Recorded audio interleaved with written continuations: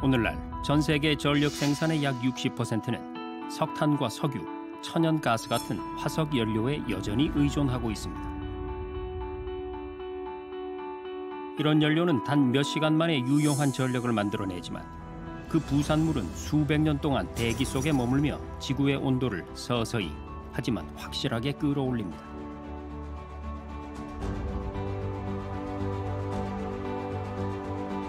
(50도를) 넘나드는 폭염, 도시를 덮치는 홍수, 멈출 줄 모르는 산불까지 기후 위기는 이제 우리에게 닥친 현실입니다. 이런 상황 속에 전 세계 대부분의 국가는 2050년까지 탄소 중립을 달성하겠다고 약속했습니다.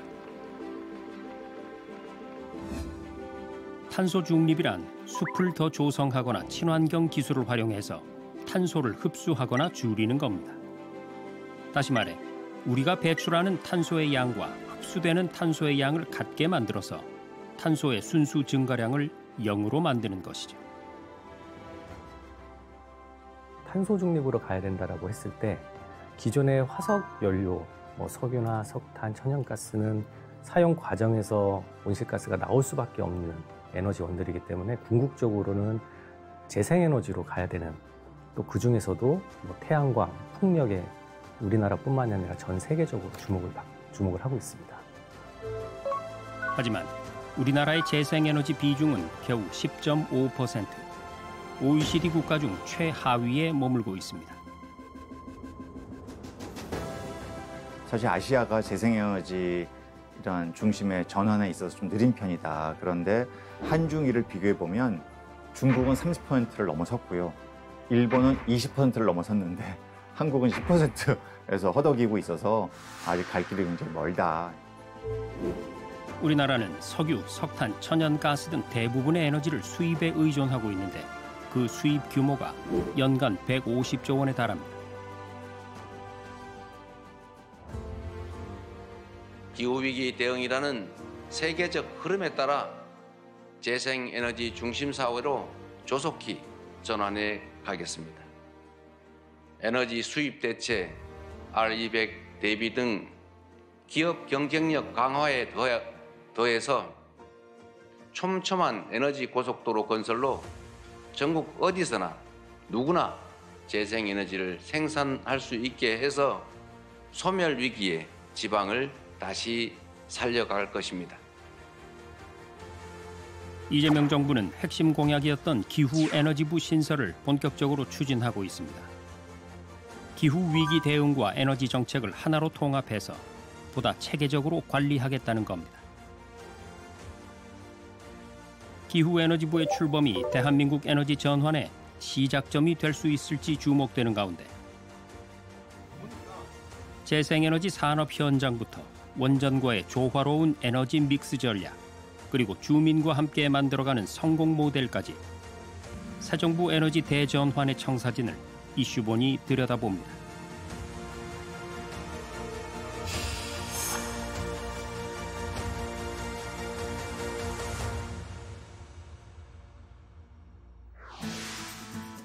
대한민국 자치단체 중에 섬이 가장 많은 전남 신안군. 그중 6개 섬에서 엄청난 양의 태양광 에너지가 생산되고 있습니다. 신안군 6개 섬에 설치된 태양광 발전소는 총 761메가와트 규모로 매년 약 9억 킬로와트시의 전기를 생산하면서 이는 약 26만 가구가 1년 동안 사용할 수 있는 전력량입니다.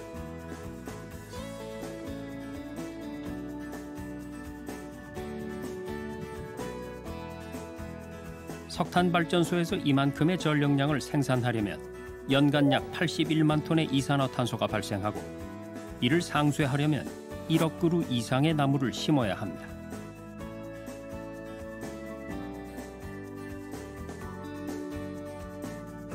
제작진은 신안군에서도 가장 큰 규모를 자랑하는 안좌도 태양광 발전소를 찾았습니다. 과거 새우 양식장으로 사용되던 염해 농지에 288메가와트 규모의 태양광 발전소가 들어섰는데 저희 당 발전소에서 생산하는 양은 연간 약 30만 명이 사용할 수 있고 가구 수로 따지면 10만 가구가 사용할 수 있는 전력량이라고 보시면 됩니다. 이 지역인 신안군 및 인근 지역인 목포시가 1년 동안 사용하고도 남는 그런 발전량입니다. 태양광 발전은 햇빛이 태양 전지판에 닿으면 그 안에 있는 반도체가 반응해 전기를 만들어내는 방식입니다. 기름이나 가스를 태우지 않기 때문에 연료비 걱정이 없고 대기 오염도 없는 대표적인 친환경 에너지입니다.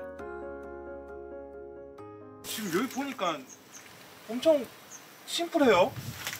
네, 태양광 설비 자체가 많은 설비가 이렇게 투자되는 그런 설비가 아니고 보시다시피 전선만 이렇게 직렬로 연결시켜서 합산 전력을 변전소로 보내면 되는 아주 간단한 그런 패턴이라고 보시면 됩니다. 신안군이 태양광 발전의 최적화 지역인 데는 이유가 있습니다. 연평균 일조 시간이 2,300시간으로 전국 평균보다 20%나 많은 햇빛을 받는 곳이며 특히 해상 태양광은 육지보다 10% 이상 발전 효율이 높습니다.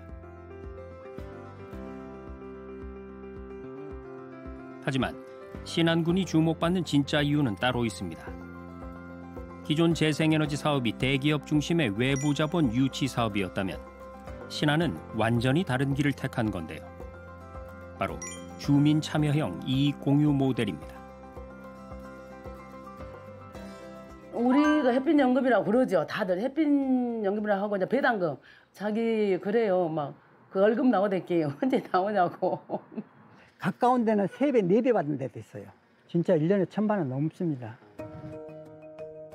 지난 2018년 태양광 발전소 건설 당시만 해도 주민들의 격렬한 반대가 있었다고 합니다. 우리 마을에 느닷없이 태양광을 하니까 뭐 이제 우리는 모르지만은 외부에 뭐 매스컴이나 뭐나 보면은 뭐 태양광 하면은 뭐 뜬 소문이가 몰라도 뭐 전자파가 있고 뭐 한다 해서 상당히 좀 우려를 했죠. 신안군은 고민 끝에 그해 전국 최초로 신재생에너지 개발 이익 공유 조례를 제정했습니다.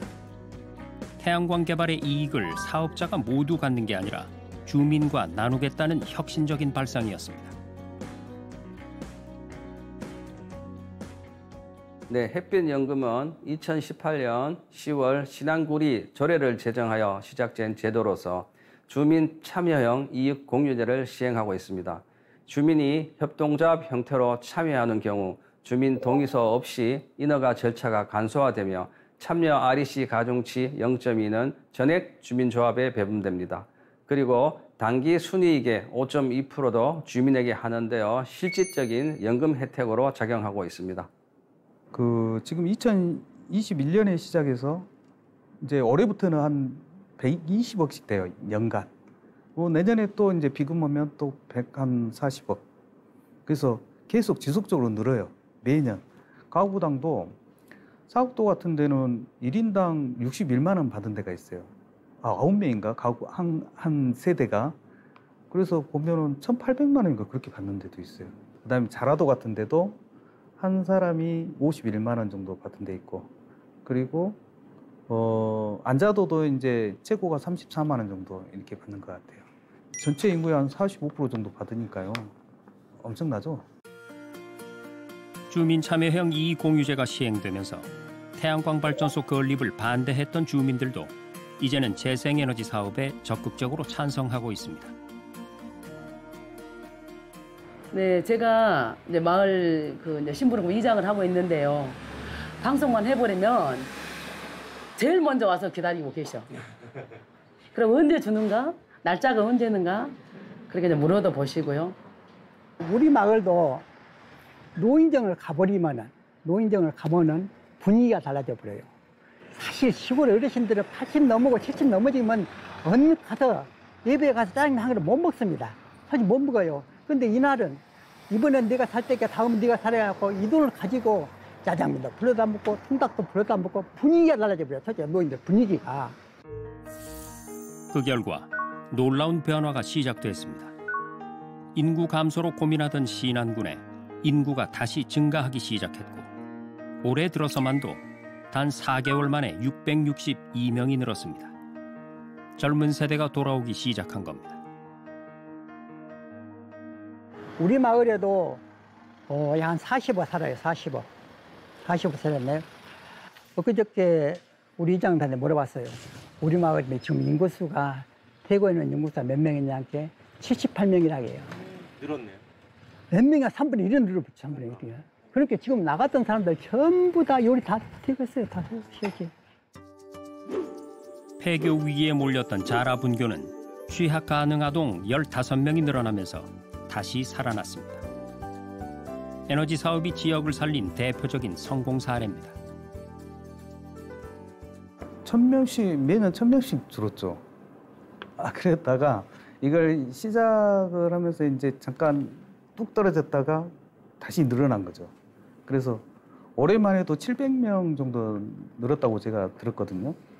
그러면 금방 4만 명 해보지 않을까 이렇게 생각하고 있습니다. 신안군의 성공은 단순히 지역 차원의 이야기를 넘어섭니다.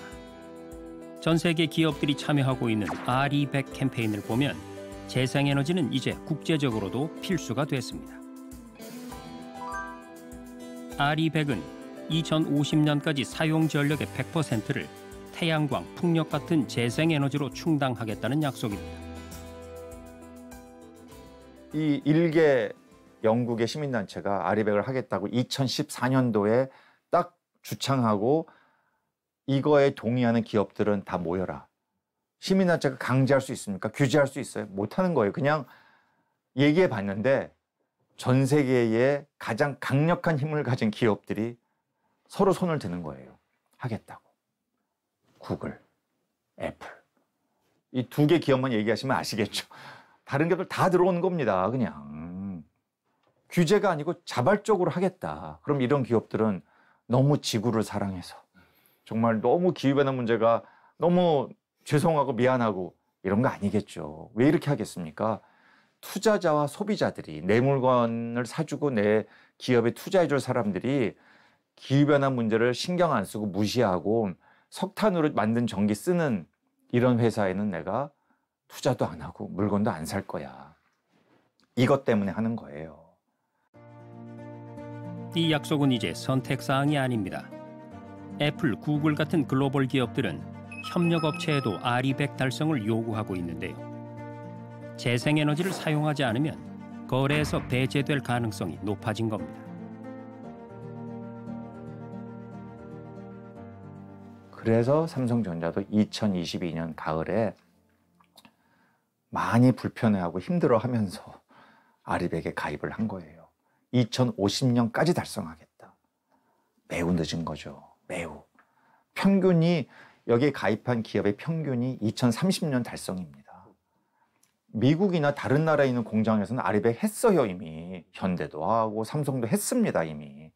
한국에서만 못하고 있는 거예요. 그러니 우리가 보면 얼마나 이게 답답하고 땅을 칠 노릇입니까? 거기다 재생에너지는 더 이상 비싼 에너지도 아닙니다. 기술 발전으로 태양광, 풍력 발전 비용이 급격하게 떨어지면서 석탄이나 원자력과 같은 수준에 도달했습니다. 이른바 그리드 패리티라는 개념인데 정부 지원 없이도 재생에너지 스스로 경쟁력을 갖추게 됐다는 얘기입니다. 실제로 사우디아라비아에서는 태양광이 석유보다 저렴해졌고 인도에서는 석탄보다 태양광이 약 40%나 저렴합니다. 이제 재생에너지는 환경뿐 아니라 경제성에 있어서도 우위를 점하는 겁니다. 우리나라도 지난 2023년 그리드 패리티를 달성했습니다. 네, 이전까지는 재생에너지로 태양광이나 풍력으로 만든 전기의 가격이 너무 비싸서 못 썼거든요. 근데 최근에 독일 프라운호퍼에서 발표한 발전 단가, 저희는 LCOE라고 말을 하는데 발전 단가를 보니까 이제는 태양광 풍력이 기존의 발전원보다 기술적으로도 좋지만 경제적으로도 이제 저렴한 그 구간에 들어왔기 때문에 전 세계적으로 이제 신재생에너지 보급 속도가 최근에 들어서 굉장히 빠르게 지금 보급이 되고 있고요. 그 전체 작년 2024년도 신규 발전 설비의 92.5%가 재생에너지였고 그 안에서 77%가 이제 태양광, 19%가 풍력이었습니다. 매해 15% 이상 성장하는 시장입니다. 재생에너지 확대는 지구를 지키는 것은 물론 국가의 경쟁력, 나아가 생존과도 직결돼 있습니다. 실제로 앞서 본 신안군도 태양광 사업의 성공에 안주하지 않고 새로운 영역으로 재생에너지 사업을 확장하고 있습니다. 2025년 5월부터 상업운전을 시작한 해상풍력 1단지가 그 시작입니다. 신안군 암태도 생김항에서 배로 1시간 30분 거리의 바다 한가운데 높이 227m, 남산타워와 비슷한 크기의 거대한 풍력 터빈이 우뚝 서 있는데요. 날개 하나의 길이만 97m로 축구장 길이와 맞먹습니다. 아니 제가 영덕이랑 평창 같은 데 이런 풍력 발전기를 뭐 이렇게 자주 찾아가기도 하고 봤는데 와 진짜 이렇게나 큰 느낌은 처음에. 소리 들리세요 지금?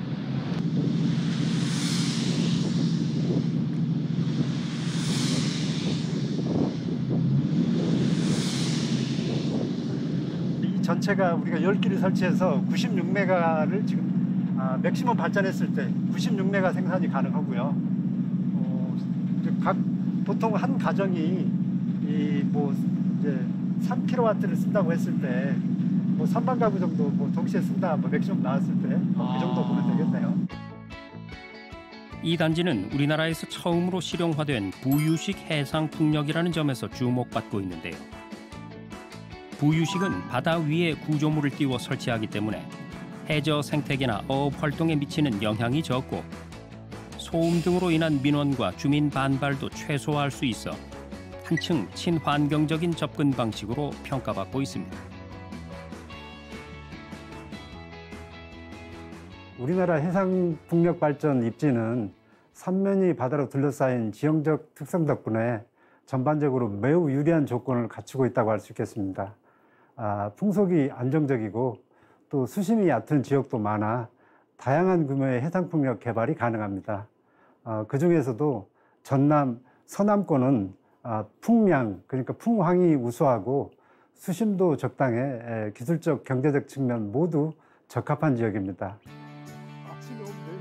현재 신안 해상풍력 1단지는 총 96메가와트 규모의 전력을 생산하며 연간 약 3억 킬로와트시의 전기를 공급하고 있는데요.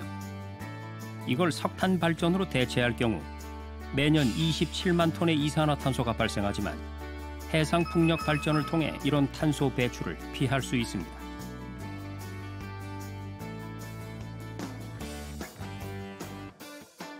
정부는 올해 4월 신안군을 해상풍력 집적화 단지로 지정했습니다. 집적화 단지란 여러 해상풍력 사업을 한 지역에 모아서 체계적으로 개발하는 방식인데요. 신안 해상풍력 집적화 단지는 총 10개 단지, 설비 용량 3.2기가와트 규모입니다.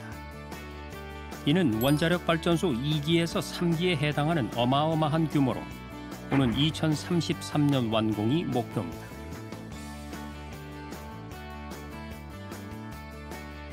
신안군의 해상풍력 발전 사업이 활기를 띠면서 주민들의 기대도 커지고 있는데요.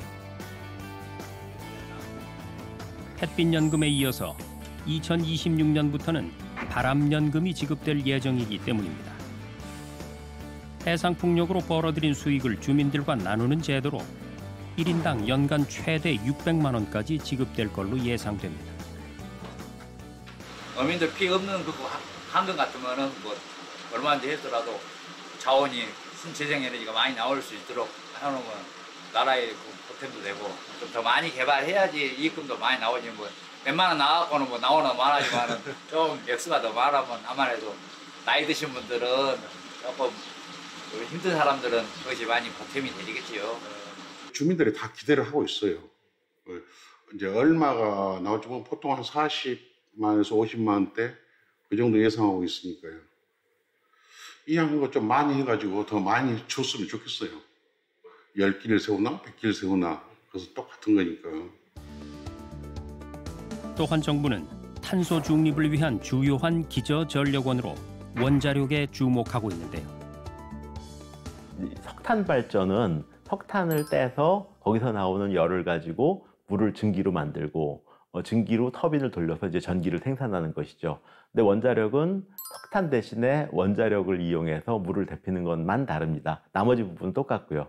가장 큰 차이점은 단위 그램수의 연료로부터 100만 배 정도의 에너지가 나오기 때문에 결과적으로는 들어가는 인풋도 적고 나오는 폐기물도 적습니다. 그래서 그런 또 하나는 이산탄소가 발생하지 않는다는 측면에서 친환경적이죠.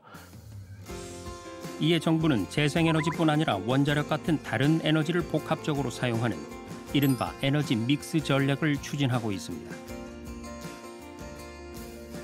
재생에너지도 필요하고 원전도 필요하잖아요. 둘 다 쓰면 안 돼요. 그래서 제가 분명히 얘기했어요. 우리는 에너지 믹스 정책으로 간다. 지금 장기적으로는 재생에너지 중심 사회로 가야 되고 재생에너지 관련된 산업을 진흥해서 우리가 먹고 살 길도 찾을 건데, 그러나 기저전력이 아직도 필요하다. 그러니까 항시 공급되는 전력이 필요하다. 왜냐하면 바람이 안 불면 어떡해요? 해가 안 뜨면 어떡해? 그럴 때를 대비해서 기저전력으로 유지하자. 그래서 제가 둘 다 쓰자. 비율은 상황에 따라 적절히 조정하자. 지난 2009년 우리는 아랍에미리트에 원전 4기를 수출하며 세계 6번째 원전 수출국으로 올라섰고, 지난 6월 4일에는 약 24조 원 규모의 체코 두코바니 원전 건설 사업의 계약이 최종 체결됐습니다.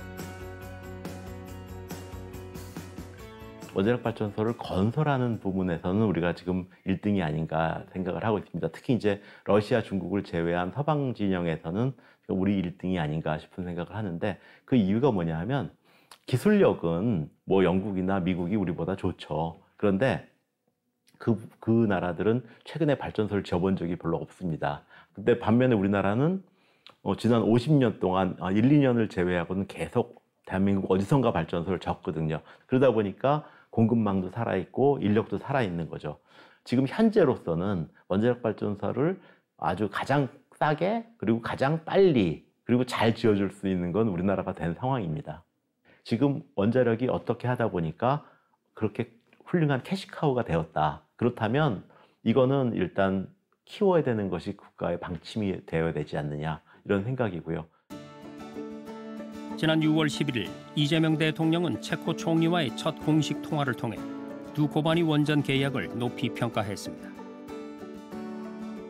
양 정상은 지난 6월 4일 체코 두코바니 신규 원전 건설 최종 계약이 체결된 것을 평가하고, 이는 양국 간 경제 협력을 더욱 확대시키는 시금석이라고 하며, 새 정부는 원전과 재생에너지의 조화로운 발전을 추구하고 있습니다. 기후위기 대응과 에너지 안보, 두 마리 토끼를 모두 잡겠다는 전략입니다.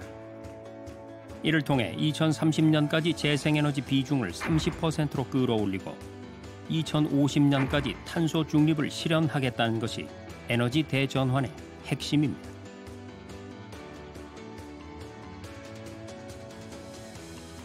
바로 이런 이유로 이재명 대통령은 후보 시절부터 기후에너지부 신설을 핵심 공약으로 내세웠는데요.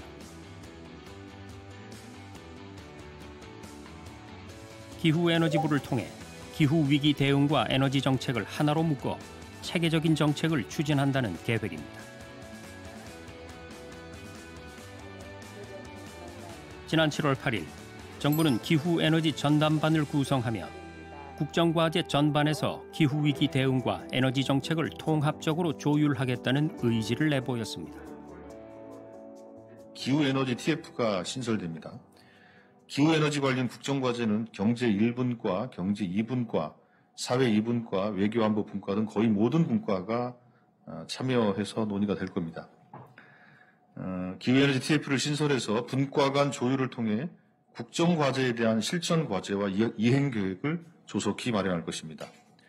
위성권 위원과 차지호 의원이 공동 팀장을 맡아 주시기로 했고 국정과제의 분과 간 조율, 기후변화 적응, 에너지 관련 정책을 중점적으로 논의하게 될 것입니다. 기후위기는 더 이상 피할 수 없는 현실이 됐고 탄소 중립은 생존을 위한 필수 과제가 된 상황. 신안군의 햇빛연금처럼 재생에너지는 지역 경제와 삶을 바꾸는 전략으로 떠오르고 있습니다. 새 정부는 재생에너지와 원자력을 조화롭게 활용해 2050년 탄소 중립을 실현하겠다는 강력한 의지를 천명했습니다. 정부가 추진하는 기후에너지부 신설과 체계적인 에너지 대전환 정책을 통해 기후위기 극복과 국가 경쟁력 강화라는 두 마리 토끼를 모두 잡는 새로운 시대를 열 수 있을지 관심과 기대가 집중되고 있습니다.